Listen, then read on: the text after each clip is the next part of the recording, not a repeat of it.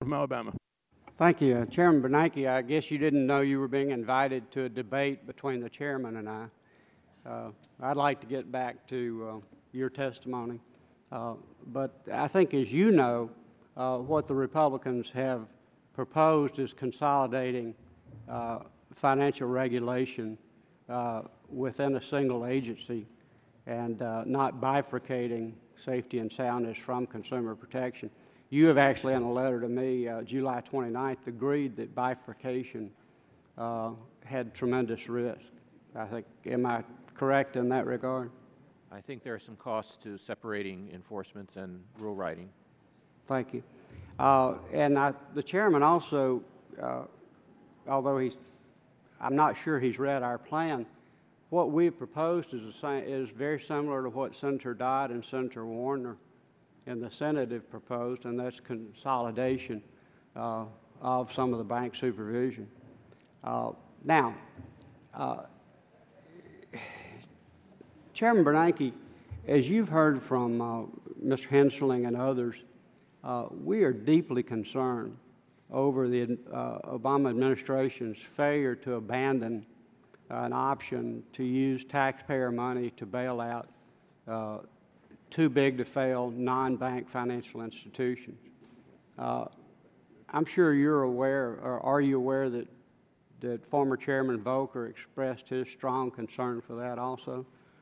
Do you share our concern that you do create, and I think Mr. Garrett said, you know, that moral hazard, and also the question of fairness about, and I'll end with this. There's too many questions, but as you know, you probably heard Secretary Geithner say he wouldn't take $1 trillion intervention off the table. I'd ask you maybe start with that and work back. Would you endorse his statement? Let me I think address the key issue which was raised by Mr. Hensling. I do not in any way support too big to fail. I think it's a huge problem. I think whatever we do must address that problem. Big companies must be allowed to fail, but they must be allowed to fail safely so that they don't bring down the system. So I think I see the resolution regime, for example, as having 3 objectives.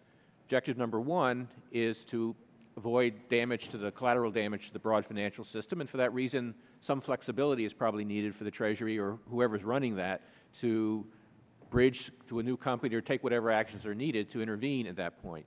But I think there are 2 other objectives. The second one is to get rid of too big to fail, and for that purpose, I think the ability to wind down the firm should be there, and I think we ought to make it a very, very strong presumption that whenever there's an intervention, that not only shareholders but also creditors lose money, and that will create the market discipline that will take away the biggest advantage of being too big to fail.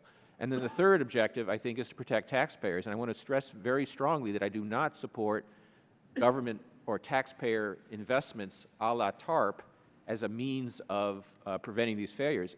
What I propose is something similar to what we have now for the FDIC, which is that even if there are short-term extensions of credit from the government, that ultimately the full cost will be borne either by the creditors of the company or by the rest of the industry. So I do very much want to address your concerns. At the same time, though, I do think that we need to have a system for avoiding the kind of chaos. The Lehman Brothers is still not resolved. There's still an enormous amount of money tied up and confusion and uncertainty about claims, and that's just because the bankruptcy process can't deal with this in an orderly way. All right. Let me close by asking this. Consumer Protection Agency, the chairman said today that when we were talking about pure vanilla products, he says he's taken that off the board. The New York Times, in an editorial September 30th, says that the agency still has the ability to create incentives that would encourage the provisions of plain vanilla products, including charging reduced oversight fees to firms that offer simpler loans. Do you agree with the provision where the federal government would actually tax or charge fees if banks did not offer plain vanilla services or plain vanilla products? Congressman, I addressed this in an earlier testimony, and the point I made was that there is some case for the vanilla products which relates to what behavioral economics says about the ability of consumers to deal with very complicated processes or products. But I did also say that I thought that the basic design ought to come from the firms, that the agency should not be designing the products.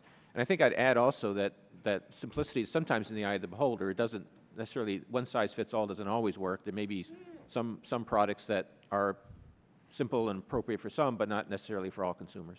Gentleman from This, Pennsylvania. Thank you.